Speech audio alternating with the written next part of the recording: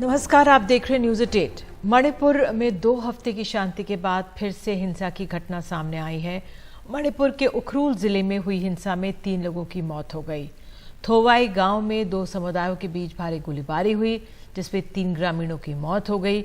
गोलीबारी की घटना के बाद सुरक्षा बल मौके पर पहुंचे और गांव और जंगलों की तलाशी ली है। अधिकारियों के मुताबिक तीनों शवों पर धारदार चाकू से हमले के निशान हैं। मणिपुर में 3 मई को हिंसा शुरू हुई थी, तब से अब तक 160 लोगों की मौत हो चुकी है।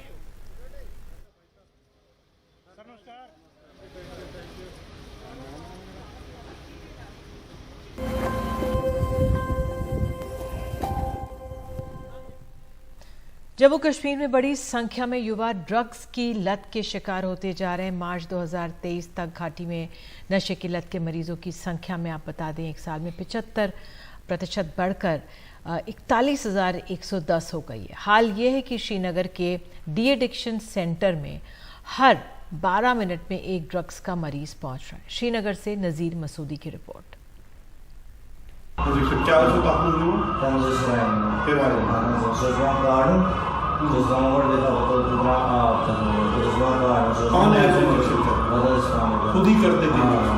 जम्मू कश्मीर के पुलवामा में रहने वाले 22 साल के इस ऑटो ड्राइवर ने आखिरकार नशे की लत से निजात पा ली है। 2 साल से ज्यादा के हेरोइन की लत ने उसकी जिंदगी और परिवार को तहस नहस कर दिया था। श्रीनगर के नशा मुक्ति केंद्र में साल भर चले इलाज के बाद इसे उम्मीद है कि वो फिर जिंदगी को नए सिरे से खड़ा कर लेगा। उसके भीतर इस बात की कड़वी यादें हैं कि किस तरह नशे के जाल में युवाओं और बच्चों तक को फंसाया जाता रहा। ये नशा सीमा पार से आता है और कश्मीर में महामारी की तरह छा रहा है। तो आप कहते हैं आप ये छोटे बच्चों को फंसाते हैं, उनको ड्रग करवाते हैं। तो आप कितने पैसे कहाँ लाते थे जो आप हीरोइन खरीदते थे, फिर उसको इंजेक्टेबल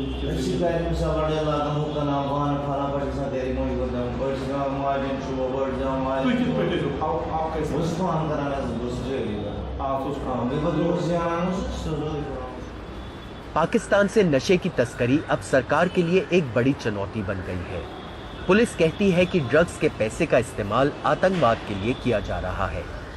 ड्रग्स की तस्करी के खिलाफ बड़े अभियान के बावजूद नशे की लत में पड़े लोगों की तादाद बहुत बड़ी है।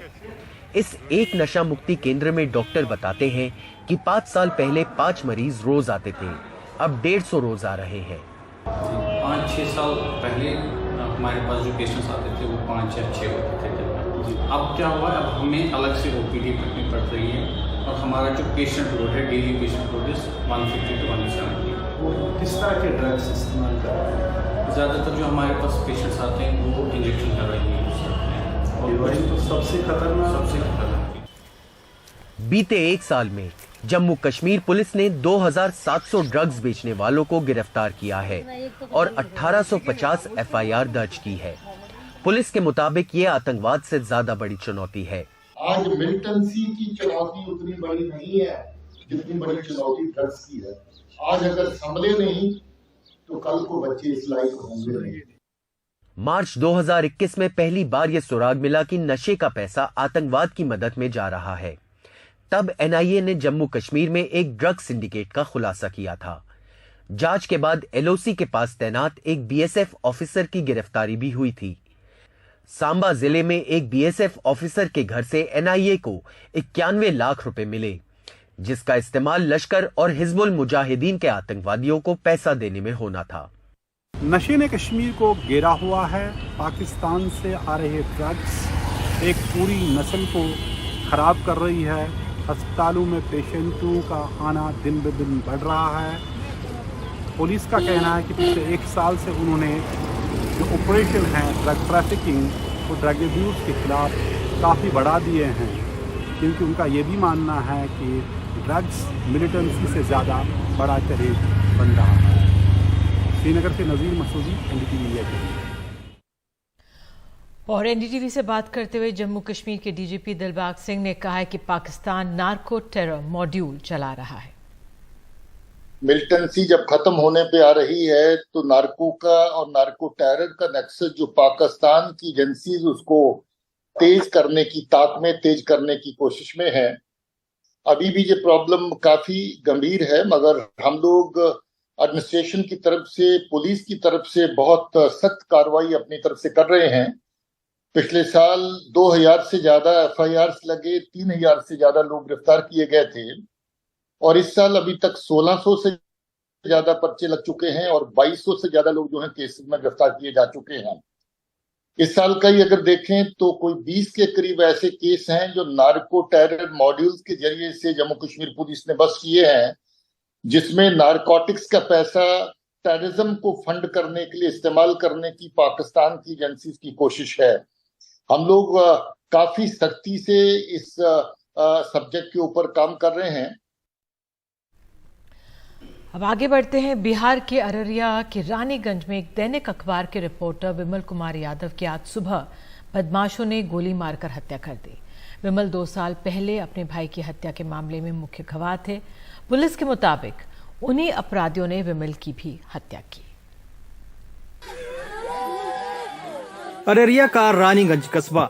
शुक्रवार सुबह अपराधियों ने दैनिक जागरण के संवाददाता विमल यादव के घर का दरवाजा खटखटाया और आवाज देकर बाहर बुलाया।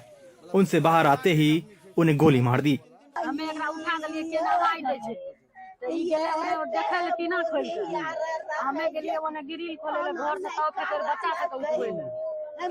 फटसीन आवाज निकलले तो जा ओने से हम कोना पड़े छे घर, ओने से जा हम दौड़ के जेबे ता एकरा मार के निकल गेले। छाती पकड़ना, हमर नाम देने पुजारे हमको मार दिया। विमल यादव के शव को पोस्टमार्टम के लिए अररिया सदर अस्पताल लाया गया है। विमल के पीछे पत्नी और 2 बच्चे रह गए हैं। उनका रो रो कर बुरा हाल है। 2 साल पहले विमल के सरपंच भाई की भी इसी तरह हत्या हुई थी। विमल इस मामले में गवाह थे। पुलिस का मानना है कि इसी वजह से विमल की भी हत्या हुई। कि वर्ष 2019 में मृतक विमल यादव के छोटे भाई गप्पू यादव की भी हत्या कर दी गई थी, जिसमें कुछ साक्ष्यों की गवाही चल रही थी, जिसमें मृतक भी गवाह थे, जिनकी गवाही होनी शेष थी। परिजनों द्वारा प्रथम दृष्टया उक्त पुरानी रंजिश के कारण ही अज्ञात अपराध कर्मियों के द्वारा इस घटना को अंजाम देने की आशंका व्यक्त की गई है।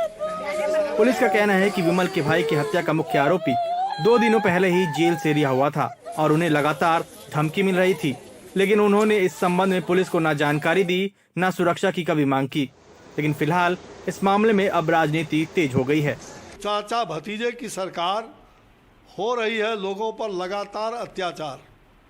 ये चाचा भतीजा मिलकर के बिहार में कानून व्यवस्था को पूरी तरह से चौपट कर दिया है। आज पूरी तरह से बिहार की जो कानून व्यवस्था है वो मजाक बन के रह गया है। कोई किसी के बारे में हुआ है, अभी एक न्यूज आया, तुरंत हमने अधिकारियों को कह दिया कि क्या हुआ है जी, इस तरह से हुआ, हमको बड़ा दुख हुआ। हम यहाँ आने के पहले देखे हैं न्यूज, तो हमको लगा कि भाई कैसे किसी पत्रकार का हुआ, तो हमने तुरंत अधिकारियों को कहा इसको देखिए। फिलहाल सवाल है कि मामला पुरानी रंजिश का हो या कुछ और। बिहार में अपराधियों के हौसले पुलिस से अधिक बुलंद हैं। अररिया से पंकज भारतीय और दिल्ली से प्रशांत के साथ मनीष कुमार, NDTV इंडिया। उत्तर प्रदेश कांग्रेस के नए अध्यक्ष अजय राय ने आज कहा है कि राहुल गांधी अमेठी से चुनाव लड़ेंगे। हालांकि उसके बाद उन्होंने अपने बयान में बदलाव किया और कहा कि जनता और कार्यकर्ताओं की मांग है कि राहुल गांधी अमेठी से चुनाव लड़े। साथ ही उन्होंने कहा कि प्रियंका गांधी अगर वाराणसी से चुनाव लड़ती हैं तो उन्हें जिताने के लिए जान लड़ा देंगे। बिल्कुल राहुल गांधी अमेठी से लड़ेंगे। अमेठी के लोग यहाँ आए हैं और जहाँ से प्रियंका गांधी जी की इच्छा बनारस अगर होगी, हमारा एक एक कार्यकर्ता उनके लिए जान लड़ा देगा। 24 में भी दिखाई देगा और हर चुनाव आप देखिएगा कांग्रेस पार्टी का परचम लहराएंगे, आपसे वादा करते हैं। राहुल जी वहाँ का कार्यकर्ता डिमांड कर रहा है, अमेठी का डिमांड कर रहा है, वहाँ की जनता डिमांड कर रही है कि राहुल गांधी जी जो हमसे कमियां हुई, जो हमसे गलतियां हुई, उसको सुधारेंगे और भारी बहुमत, प्रचंड बहुमत से राहुल गांधी को अमेठी से चुनाव जिताएंगे। और प्रियंका जी की इच्छा जहाँ करेगी वहाँ हम लोग उनके लिए पूरी की पूरी जमीन तैयार करके देंगे, उनको लड़ाएंगे। बनारस से कौन होगा?